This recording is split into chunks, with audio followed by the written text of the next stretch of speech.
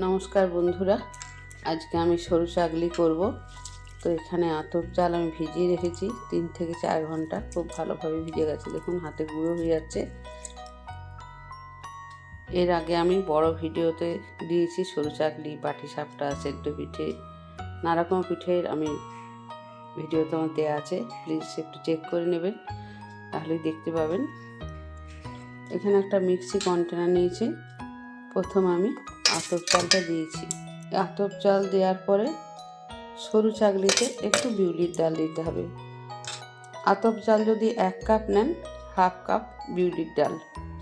মাপটা আমি এই জন্যই বললাম যাতে পিঠেটা সহজেই উঠে যায়। এখানে দেখুন বিউলির ডালটাও ভিজে রেখেছি 4 থেকে 5 ঘন্টা, খুব ভালোভাবে ভিজে গেছে দেখুন। আর একটা শুকনো লঙ্কা নিয়েছি, বেশি দেবো না, একটু ঝাল ঝাল করব। এবার পেস্ট করে নেব।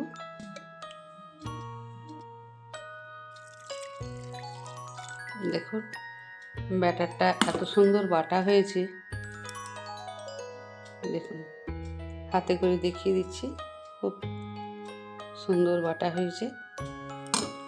সরু চাকলে খুব পাতলা ব্যাটার করতে হয়, তো আমি এখানে কিছুটা নিচ্ছি। এবার জলটা ঢেলে দেবো। খুব পাতলা করে করলে খেতেও খুব ভালো লাগে।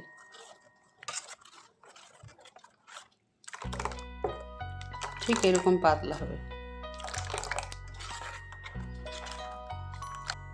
নুন দিয়ে দিলাম।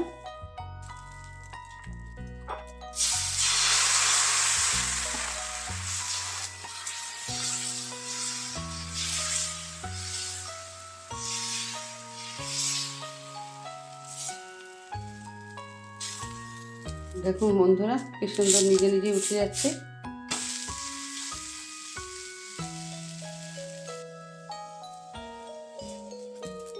হয়ে গেছে দেখুন।